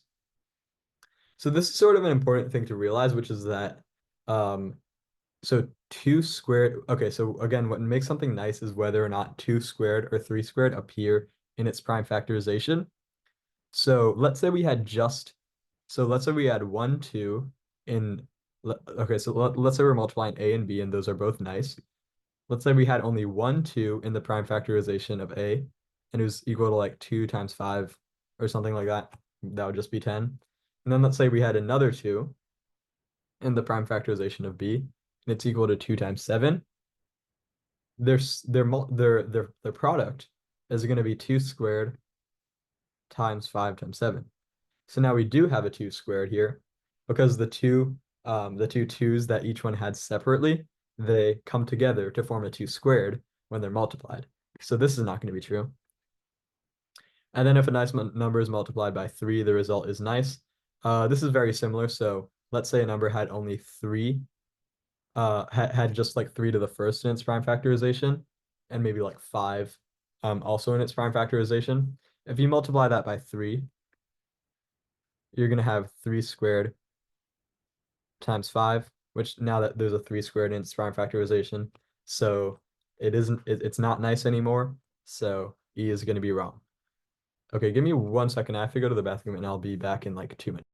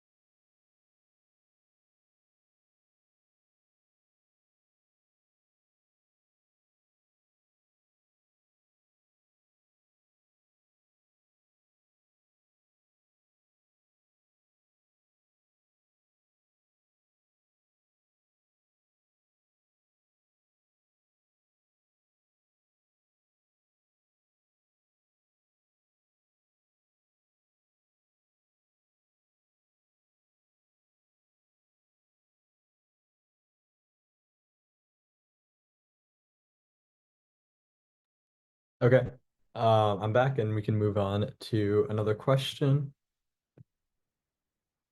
Um, do I want to do 61? I think I'll come back to it because there are a lot of like sort of classic Hunter type questions in this test, and 61 isn't really one of those. I sort of want to move on from it, but maybe I'll come back to it if we have time. All right, 62. This is a very classic Hunter problem, so it's one that you definitely want to go over. A magic square is a square where the sum of the entries in any row, column, or diagonal is the same. For the magic square below, the value of A is. Okay, so a general rule of thumb when you approach a math problem is use everything that they tell you. So what they're telling you is that the sum of the every diagonal row or column has to be the same. So I'm going to use that first to find what could be in these middle squares right here, because this row, or sorry, this column and this row are the ones that we know most about, so we can use them the most. So I'm going to call this one Z and this one Y. So this column is 2x plus 10 plus Y plus 3x plus 3. So adding all that up, it's going to be 5x plus 10 plus Y. And we know that's equal to this row, which it's equal to 3x plus 3. Wait, let me try to move that.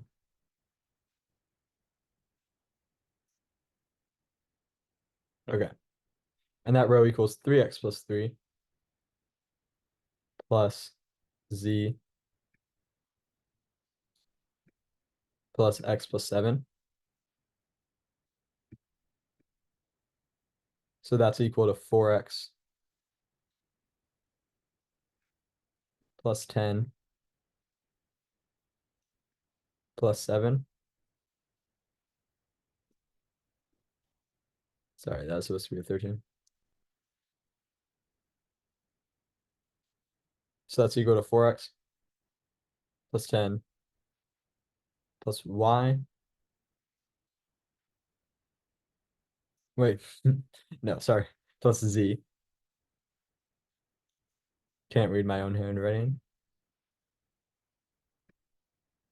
So then I'm going to try to put z in terms of y because the less unknowns or the less variables we have, the better. So I'm going to subtract 4x from both sides.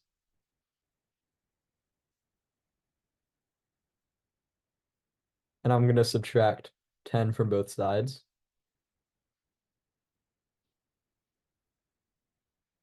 And I'm going to get x plus 3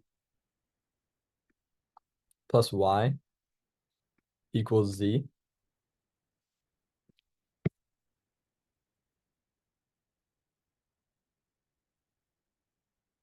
So now I'm going to replace z in this magic square with x plus 3 plus y.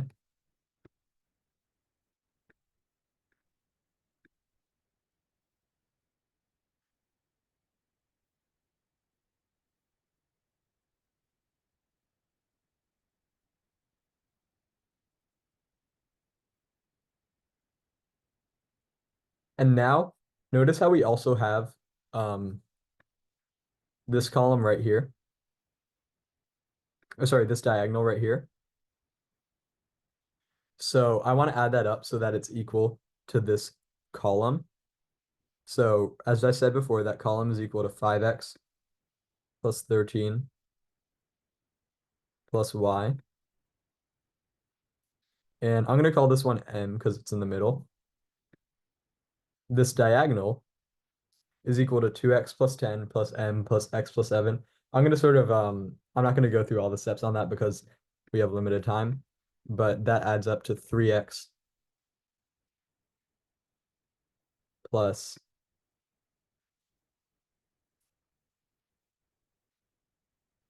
17 plus m.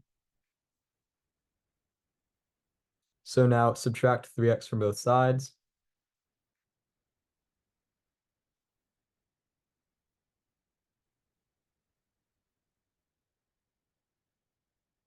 Subtract 17 from both sides.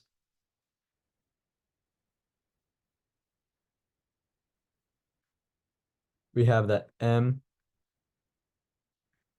equals 2x minus 4 plus 7, or plus y.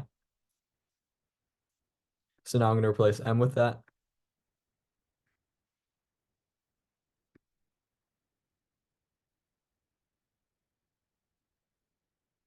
And now I'm just going to go for the gold, go for this diagonal that includes a, and set that equal to this column again.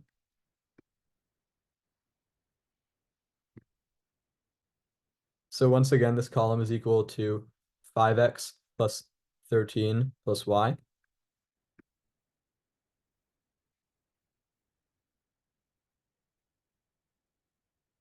And this diagonal is equal to 5x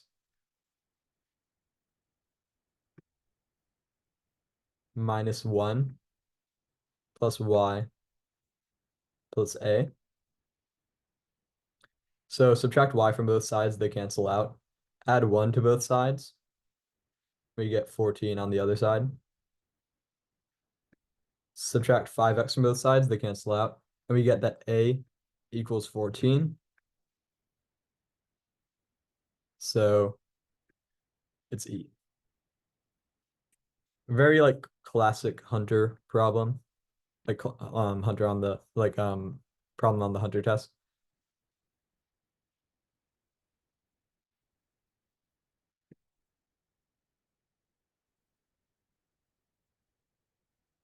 Okay. I think I'm gonna do 64 because I feel like I should do a time problem because they're very common.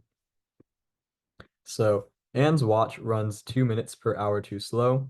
Beth's watch runs 1 minute per hour too fast. For example, if both watches were correct at 12 p.m. on a given day, then at 1 p.m., Anna's watch would read 12:58 and Beth's would read 1:01 p.m. Anne and Beth set their watches to the correct time at noon on Sunday. The next time they met, one of the watches was an hour ahead of the other. What was the earliest time this could have been? Okay, so every hour, um, Anne's watch falls behind 2 minutes, so it's -2 of the actual time, and Beth's watch gets 1 minute ahead, so it's +1 of the actual time. So in total, the amount that they're changing apart from each other is 3 minutes. The difference is 3 minutes per hour. And we want to find the next time that they're an hour apart from each other. So essentially, how many times is it going to take for that 3 minutes difference to become 60 minutes difference? So you're going to do 60 minutes divided by 3. So you need 20 hours to pass for that 3 minutes difference to become a 60-minute difference. So 20 hours need to pass since noon on Sunday. So first go 12 hours. That's going to be 12 a.m. on Monday.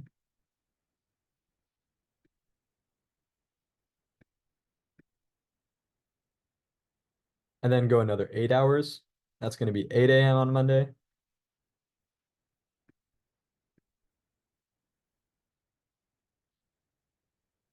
So it's going to be B. In general, the reason why I broke that 20 up into a 12 and 8, by the way, is because with times, you want to be very careful about adding times. So in general, it tends to be best to break it up into, 12 so that you cross over into midnight, sort of understand what's happening, and that you don't just add it all at once, because it can be a little confusing. All right, number 65. So this one is a pretty fun one. So examine the pattern and determine how many more shaded squares than unshaded squares will be in the 100 by 100 square in the sequence shown in the diagram on the right. So I definitely don't want to write in a 100 by 100 square, fill in, like, shade in all the squares and find the difference. And clearly Hunter doesn't want you to do that either. They want you to be a little bit smarter than that. So one thing to notice about this one is the pattern is it's something called recursive. That means that every entry, the next entry in the passage or in the pattern is based off of what came before it. So what I mean by that is 2 contains, I'm gonna label these as 1, 2, 3, 4. So 2 contains 1, it contains that little white square, and then 3 contains 2, it contains this square. 4 contains 3, it contains that square. So it's all sort of being added on. And what I'm going to do is I'm going to look for a pattern in just the numbers. So I'm going to look at small cases first, which is good general math advice. Look at like what's happening on a smaller level and then determine from that, find a pattern in that, and then look what's happening on much larger numbers. So for example, 100 by 100, that's much larger and we can't actually compute that directly, but we can look for a pattern in smaller numbers. So here, clearly the difference between shaded squares and unshaded squares is nothing, right? There are no unshaded squares, so we're not going to pay attention to that. Um, Here the difference is 2. So our D equals 2 because the difference is 2. Notice here that, again, we contain the 2 by 2 square. So we already know the difference here is 2. And then we can just find the difference of this. And the difference of that is 1, 2, 3, 4, 5, 6, 7 minus 1, 2, 3, 4, 5. So that's 7 minus 5, so that's another 2. So here the distance equals 4. All right, so I'm noticing a pattern where on every even number, the difference the difference between shaded and unshaded squares equals the number itself. So on the second entry, the difference equals 2. On the fourth entry, the distance equals 4, the difference equals 4. And then on the sixth one, the difference is going to equal 6, I'm guessing. And the reason why I know that's the case is we can sort of just look at 4, for example. So okay, well, I'll look at 2 first. So for 2, we have the square right here, which I'm gonna draw sort of a comparison between this square and this one right here. So, okay, that's the one white unshaded square, and it's sort of counterpart there. And then you have these two extra ones, which I'm gonna color in red. So that's like you're gaining 2 on the white unshaded square. And then now look at 4. So we have this shape here, which I'm gonna sort of move that diagonally down into the shaded squares. And we have that same shape reflected. And then we have these 2 extra ones right here. And so we can see that for every new sort of L shape that we get, um, the shaded one is going to have 2 more on the top and on the top right and bottom left of that. So every even number we go up by, aka every 2, we're going to go up by another 2. So it's always going to equal the difference is always going to equal the entry that we're on for even numbers. So for 100, it's just going to equal 100. So it'll be B.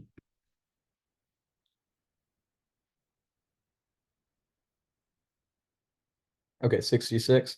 Lena and 3 of her friends bought just enough food so they could go for a 12-day camping trip. Pete and Jane surprised them by showing up at the start of the trip and asking to join, but they brought no food. By what percent of the time would the trip shorten if everyone ate their normal daily portions? Okay, so for this one, what's complicating it is that you have 4 people and we don't really know the amount of food. So I want to simplify this and turn those 4 people into one. So if the amount of food can last 4 people 12 days, how much, just thinking about it sort of almost verbally, not so much like don't write an equation just yet, just sort of like think about it logically as you would in like your everyday life. If 4 people can eat the same food for 12 days, how long would it take for one person to eat that food? It should be 48, right? When you add when you add 4 people, they're going to eat at 4 times the rate of one person, meaning the length of time is going to be 1/4 of that. So I'm going to say the total amount of food is what one person can eat in 48 days. So one person can eat that in 48 days. Um, and then if you have, so you have Lena and 3 of her friends, so that's 4 people. And then also Pete and Jane. So in total, you have 6 people. So 6 people are going to eat what one person eats in 4. Okay, this sentence sounds quite, okay, quite complicated. The amount of food that one person can eat in 48 days is going to be the amount of food that 6 people can eat in 8 days, right? Because multiply that 8 by 6, we get 48. So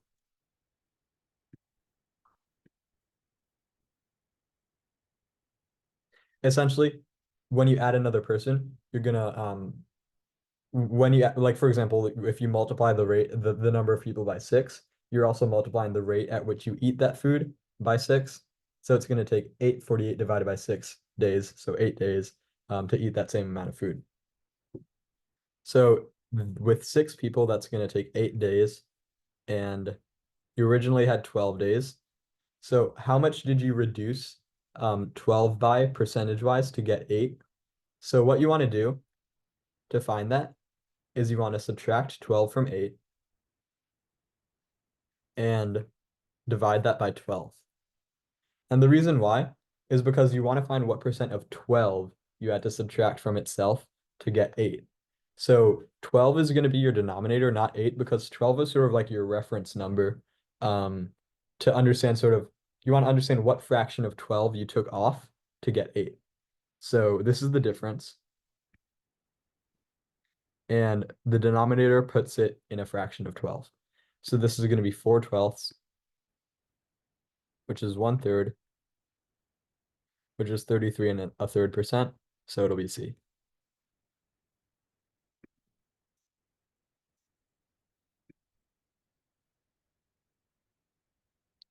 Okay. Um, let's see which other ones I'm going to do because we only have 10 more minutes.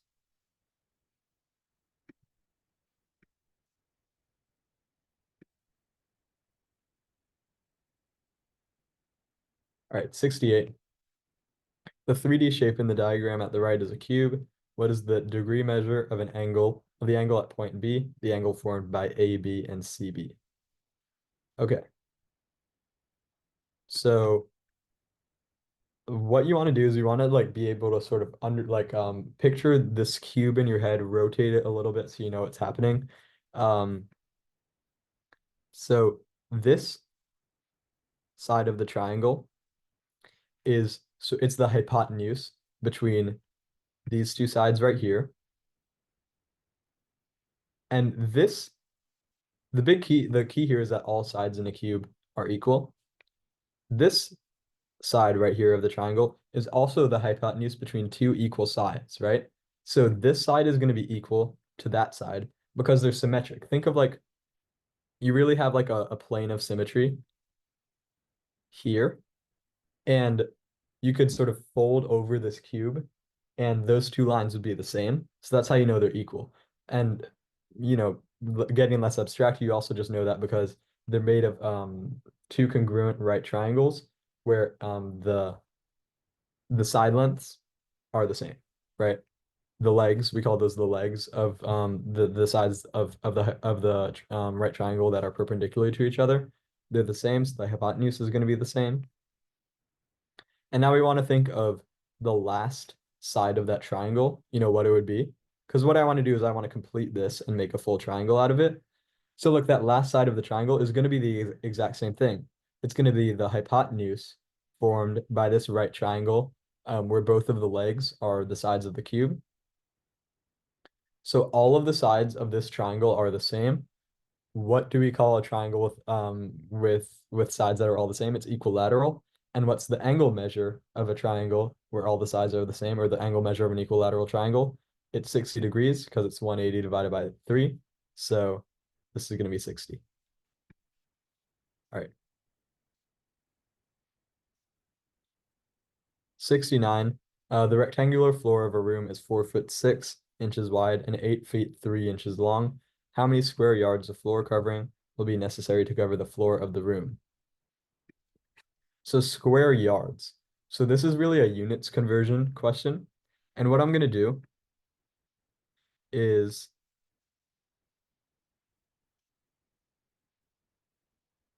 I'm going to convert the width into yards and the length into yards. And then multiplying that together, I'm going to get square yards. So first okay, our system of length is quite annoying. Like in every other country, they have sort of, everything's much more standardized, but we don't have that. So I'm going to convert this into inches first. So, Mateo, I'm going to quickly interrupt. We're going to stop. Surprise, surprise. I actually have a college webinar that will. So everyone, I just kind of have to let you know that I need to stop this webinar for another webinar. It's been quite busy. So we are running a college webinar tonight. As many of you know, admission season. Mateo actually helps with the college application process. So he's at Kweller every single Saturday for 10 hours. Thank you. All right. With that being said, let's make this the last question because I need to shift away from this. Okay. okay. So I'm going to be speed talking now. So 4 foot 6 inches, we want to convert that into yards first because the feet and inches system is quite annoying. I'm gonna convert this into just plain inches. So 4 feet, that's 4 times 12 equals 48 inches. Add another 6 on. And you get 54 inches. I'm going to convert that into yards. So the way I can do that is think of, so okay, an interesting thing that sort of happens is that units cancel out almost the same way that like numbers in a fraction would. So what I mean by that is that you have 1 foot in 12 inches. And these are equal quantities, right? 1 foot and 12 inches. So I'm essentially multiplying by 1 here. Those inches cancel out, and then we're just left with feet. And then you have 1 yard in every 3 feet. Those feet are in the numerator and denominator, so those are going to cancel out. And we're just left with yards. And this is going to be equal to 3/2 of a yard. I'm going a little fast on, the multiplication here, Okay, but I'm kind of out of time. Sorry. okay. I legit like have a different webinar I have to like, get ready for. The answer is A, is skipping to the. Yay! Everyone, please say thank you to Mateo. I'm gonna take everyone off mute. We're gonna quickly say thank you. Hold on, ask all to unmute. Everybody, we have 30 seconds. We're saying wait, let me take this moment and enjoy it. Thank you. Wait, hold on. Wait, 1, 2, 3. Thank you. Thank you so Thank you. much. Thank you. Yeah, thanks guys, and great luck on the test. You all are gonna crush it. The fact that you're doing this Zoom on like, school night kind of shows that you're very committed. So good luck, guys. Mateo, how old are you? I'm 18. When did you turn 18? Recently, right? Mateo's a recent 18. So everyone, we're very happy. He was a tutor Kweller all summer. Perfect. Amazing. Never ever tired of sharing that. Thank all right, you. Mateo, thank you, everyone. I have to log out because I'm starting a new one. All right. Bye, everybody. Great. Bye, guys. Thank you. One question. How do we get the video link for this? Do we email Just someone? go to the Kweller Prep YouTube channel. We Yes. actually have many phenomenal videos. You'll be very Okay. satisfied. Go to the YouTube. Kweller Prep YouTube channel. Oh, and as we're logging out, please leave us a gorgeous Google review because Amazing. we love it. Okay. Don't forget, Mateo, it's 1T, everybody. Don't forget, okay? Bye, Thank you. everybody. Bye. Everyone, we're out of here, okay? Yeah, have a good night, guys.